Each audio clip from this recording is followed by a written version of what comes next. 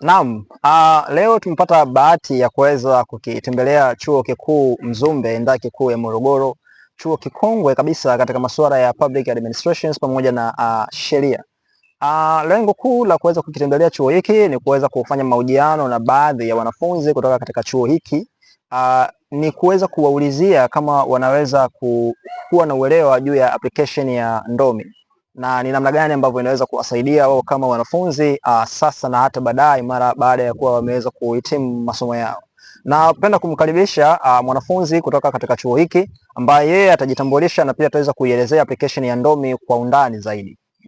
Okay, langu jina ni Petro Steven Simangwa, mwanafunzi wa Mzumbe University anayechukua Public Administration and Management.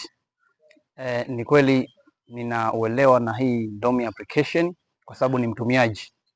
Nimetumia kwa kipindi kifupi hiki kama mwezi mmoja. Kwanza awali ya yote hapa ni application ambayo ni nzuri kwanza kwa wanafunzi, na ningependa kushauri kwa wanafunzi wanaonisikiza pia Tanzania kote, ni vizuri kujoin kwenye hii application.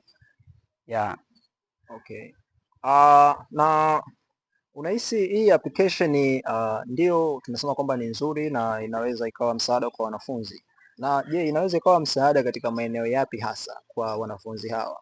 Okay, hii application imeenda viral kidogo kwa sababu ina features ambazo ni innovative sana, tofauti na applications zingine ambazo tunazijua za kawaida, kwa sababu hii hapa application ya Ndomi ina integrate, inaunganisha wanafunzi kutoka vyuo mbalimbali duniani.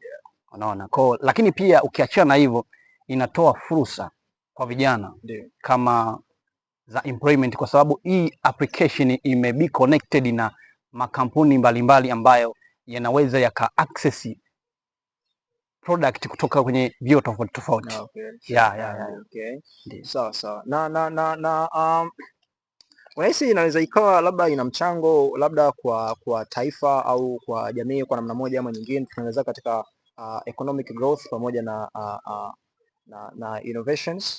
Okay, yes, ina mchango mkubwa, inawezekana mchango mkubwa sana, ikabadilisha kwa kiwango kikubwa sana. Kwa sababu gani? Ndio. Hii application kwanza, nilichoipendea sifa moja hapo ni kwamba hii application tumesema ina be connected na makampuni mengine mbalimbali, lakini pia kama una kampuni whether una tatizo labda la economic matter, kuna wanafunzi wanaojoin mule, wanajoin wanafunzi wenye career tofauti, lakini pia wenye ujuzi tofauti. Kwa kuna sehemu ambayo unaweza ukapata mentorship kutoka kwa wale wanafunzi, kwa sababu ukisha posti shida, yani tatizo lile ambalo linakusumbua labda kwenye issue ya economics, wanaweza katoa advice kwamba ufanye hivi ili kulitatua ile tatizo. Kwa hiyo wanaweza katoa solution kwa njia ya mentorship, lakini pia wanaweza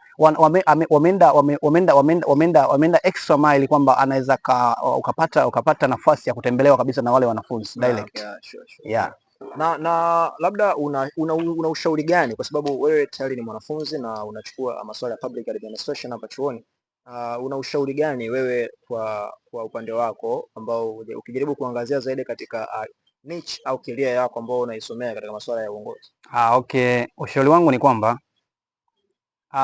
kwa wanafunzi wanaonisikiliza, maybe nilikuwa nashauri kwamba tujoin kwenye hii application, kwa sababu hii hapa application hapa inakupa opportunity nzuri sana ya kukutana na watu tofauti kwanza. Kwa sababu mpaka sasa hivi mimi nimekutana na watu kutoka vyuo tofauti, watu wakubwa kwenye makampuni makubwa. Kwa wale wanaweza kaona kile nilicho nacho, alafu then wakanichukua kuja kunifanyia interview kwa ajili ya kujaribu kuniweka kwenye position fulani.